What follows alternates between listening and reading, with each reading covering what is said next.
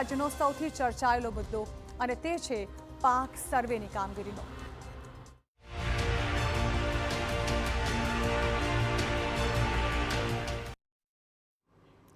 માવઠાથી ખેડૂતો બેહાલ છે।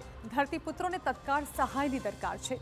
જો કે હાલ સર્વેને લઈને સંગ્રામની સ્થિતિ ઊભી થઈ છે।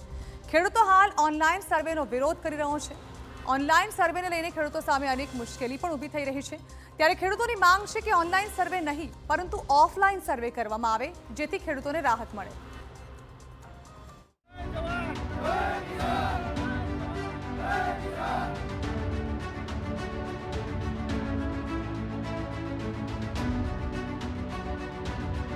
ઓનલાઈન સર્વેનો વિરોધ।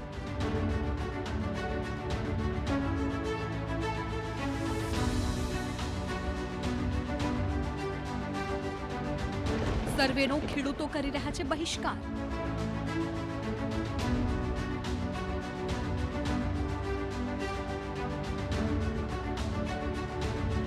ઓફલાઈન સર્વેની ઉઠી રહી છે માંગ।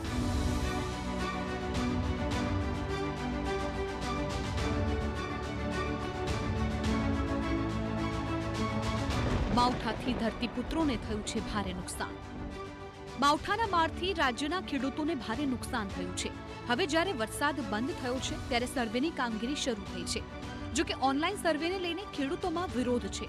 ખેડૂતોની માંગ છે કે ઓનલાઈન સર્વે નહીં પરંતુ ઓફલાઈન સર્વે કરવામાં આવે જેથી ખેડૂતોને થયેલા નુકસાનની સાચી હકીકત સામે આવી શકે।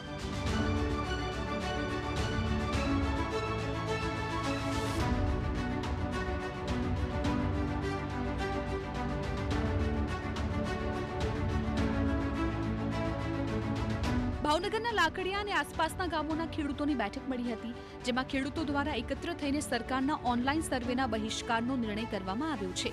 ઉલ્લેખનીય છે કે માવઠાથી મહુવા, તળાજા, ઘોઘા અને શિહોરના ગામના ખેડૂતોને નુકસાન થયું છે જેથી ઓફલાઈન સર્વે કરી તાત્કાલિક સહાય ચૂકવાય તેવી ખેડૂતોએ માંગ કરી। આજે સરપંચે જે આ બધાને બોલાવ્યા અને જે નિર્ણય લીધો એ નિર્ણય બરોબર સમજ્યા જેવો છે। કારણ કે 5-6 દિવસથી જે વરસાદ આવે છે એ આ કોઈ માવઠું નથી, આ તો ચોમાસું બેઠું। 3-4 ઇંચ વરસાદ 5 પડ્યો તો 27 ઇંચનું હું તમને કહું અહીંયા દેખાડે બધે। અમારે લાકડીયામાં 5 થી 6 ઇંચ વરસાદ પડ્યો છે અને કે 3 ઇંચ પડ્યો ઘોઘા તાલુકામાં। એટલે મારું કહેવાનું આ ચોમાસું બેઠું છે। આખા સૌરાષ્ટ્રની માલપા હાવ ખેડૂતનું નિષ્ફળ ગયું છે। ખેતર, બિયારણ પાક, કપાસ, મગફળી, ડુંગળી બધું સહાવ નાશ પામ્યું છે। ભાવનગર જિલ્લામાંથી 3 થી લઈને 6 ઇંચ સુધી વરસાદ વરસ્યો છે ત્યારે ખેડૂતોની માંગણી છે કે આવી વિકટ સ્થિતિમાં ઓનલાઈન સર્વે કરવાનો કોઈ અર્થ નથી જેથી ઓનલાઈન સર્વે રદ કરવો જોઈએ। ગામ લોકો બધા ભેગા થયા ખેડૂતો કે ભાઈ આપણે સરકારની ગાઈડલાઈન મુજબ જે અત્યારે સર્વેની કામગીરી ઓનલાઈન ચાલુ કરાવી છે સરકારે અને એમાં 7 જ દિવસમાં સર્વે કરીને બધાની માહિતી આપણે પૂરી પાડવાની હતી એવી એક માર્ગદર્શિકા બહાર પડી હતી અને અમે કાલે એનો એક ડેમો પણ લીધો પણ અમને એમાં કાંઈ તથ્યતા લાગી નથી। એમાં પરિપત્ર પણ અલગ છે અને વાસ્તવિકતા પણ ઈચ્છા અપેક્ષા શું છે ઓફલાઈન થવું જોઈએ?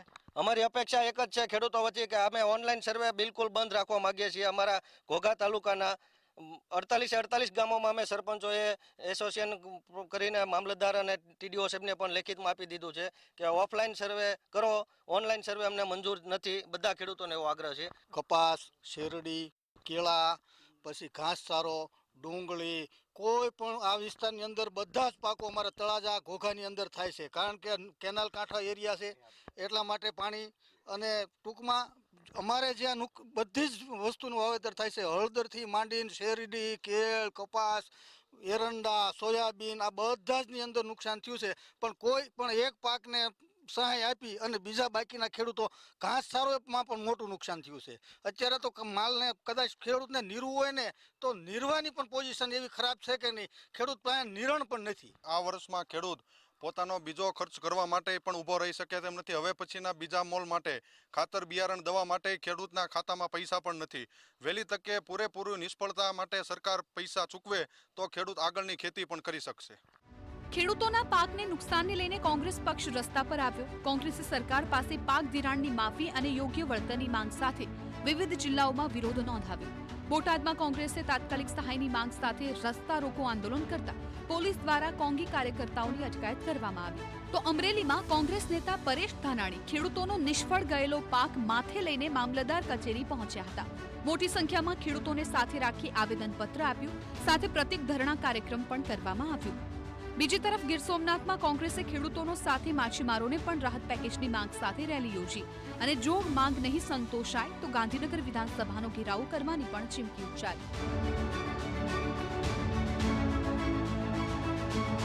કોંગ્રેસ નેતા પરેશ ધાનાણીએ આપના ગોપાલ ઇટાલિયાને આડે હાથ લીધા. ગોપાલ ઇટાલિયા પ્રતિ વીઘાએ 8,000ની સહાયને લઈને કરેલા નિવેદનને લઈ પરેશ ધાનાણીએ પડકાર ફેંક્યો અને આ વળતર તેમને માન્ય ન હોવાનું નિવેદન આપી ઉગ્ર આંદોલન કરવાની ચીમકી ઉચ્ચારી છે.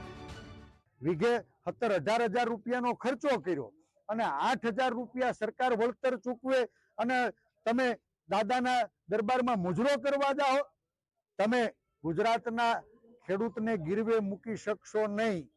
ભાઈ ગોપાલ, તમે સરકાર આરે પેકેજ નક્કી કરી લીધું હોય તો કાંઈ વાંધો નહીં, પણ ગુજરાતના ખેડૂતોને વીઘે 50,000 નુકસાન થયું છે ત્યારે એનું પેકેજ નક્કી કરવાનો અધિકાર એ માત્ર જગતના તાત એવા ગુજરાતના ખેડૂતોનો છે. આમ ખેડૂતો મુદ્દે રાજનીતિ થઈ છે. જોકે સૌથી મોટો સવાલ એ છે કે આખરે ક્યારે મળશે ખેડૂતોને સહાય. સરકારના આદેશ મુજબ હાલ સર્વેની કામગીરી થઈ રહી છે. જોકે હવે ખેડૂતો ઓનલાઈન સર્વેનો વિરોધ કરી રહ્યા છે. ત્યારે કેવી રીતે હવે આગળ સર્વેની કામગીરી થશે તેને લઈને સવાલ ઉભા થઈ રહ્યા છે. Bureau report, TV9.